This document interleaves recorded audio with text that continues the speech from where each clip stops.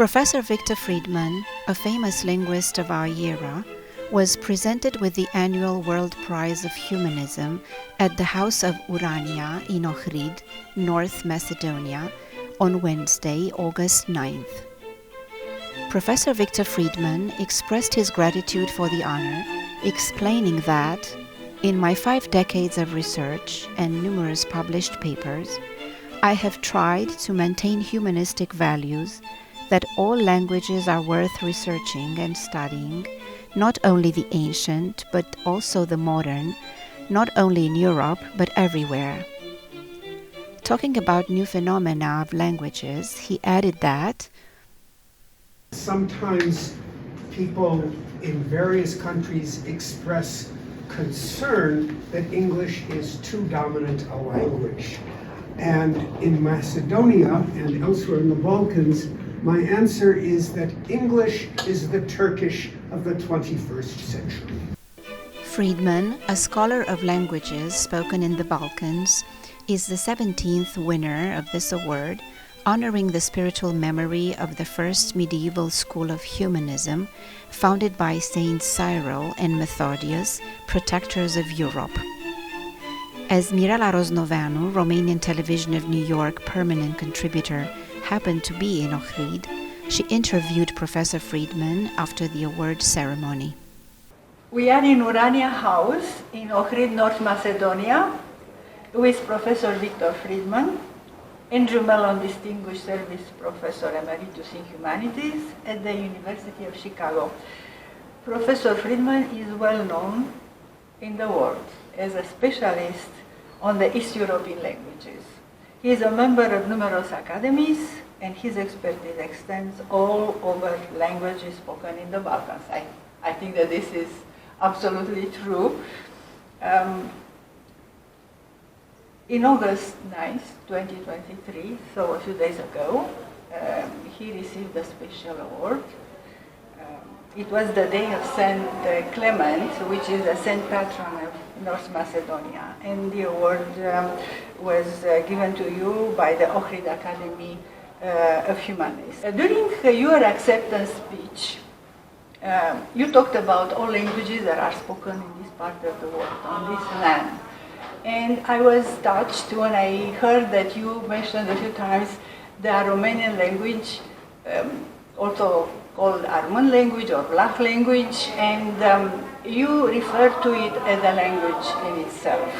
As you know, the Aromanian language is recognized in North Macedonia, but in other countries, such as Romania, this language is not recognized. There's also the community of Aromanian people. There are about 300,000 people in Romania, and their language is considered a dialect of Romanian, and they are considered Romanian, which they are not.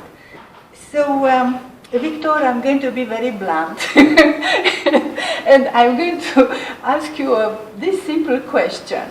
Is Aromanian language a dialect of Romanian, or is a part of the family of East European Romance languages, also called Balkan Romance? Yes. To the second part.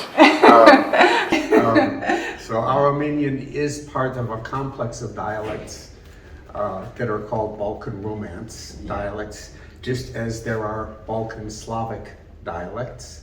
And just as in the case of Balkan Slavic, they're all descended from Common Slavic and ultimately differentiated into Bulgarian, Macedonian, Serbian, Slovene, and so on.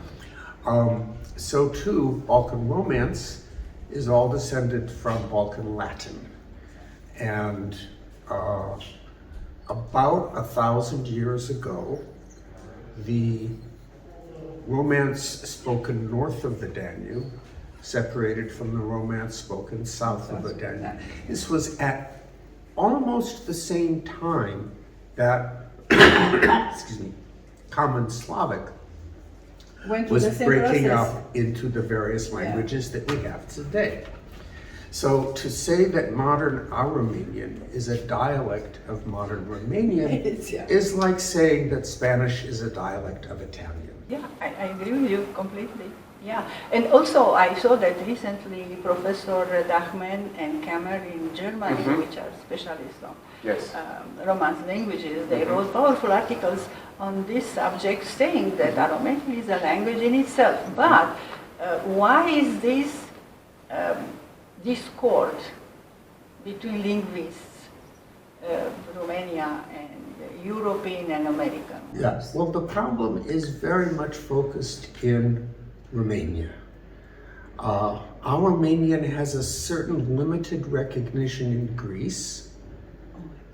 There are occasionally publications of folk songs in Aromanian. It's not taught in schools and they don't have any language rights. Exactly.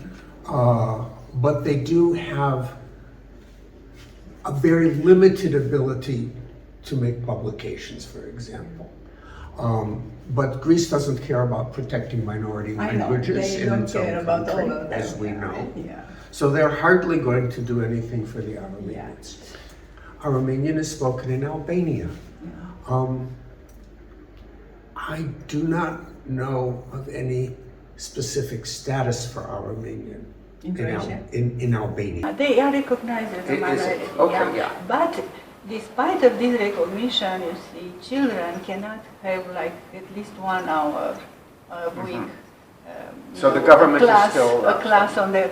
Why I'm an advocate for recognition of Aromanian as a language, because as you know, the school is very powerful. Kids start forgetting completely this ancient language, which is beautiful. I was taught that this is a barbarian language. My mom was Aromanian, and I don't have to talk because it's barbarian and it's a terrible language. That's why I don't know to speak very well. That's the Greek fault. Exactly. So as you know, the European Union recognized actually the Aromanian as a minority, but despite of this recognition, right now, these 300,000 people in Romania cannot send their kids in school for at least 1 hour of language, of tongue language in the schools.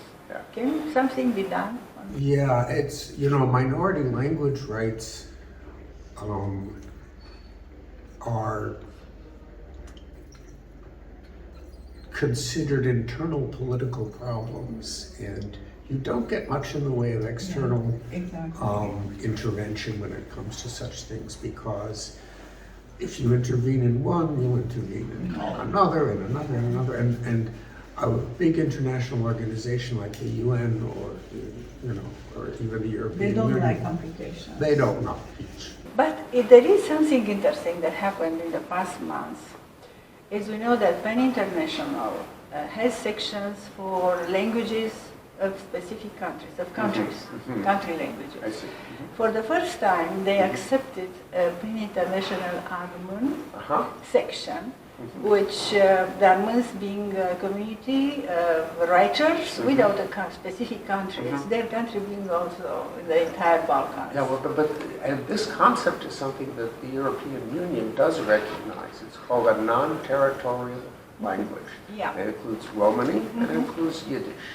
So there's no reason why Aromanian should not be recognized in that way as a non-territorial language, since there is no Aromanian nation state. Right now. And there isn't likely to be one anytime soon, because the Greeks have seen to it. The proposal for Vlachia at the end of World War I was centered around Metzovo in Pim.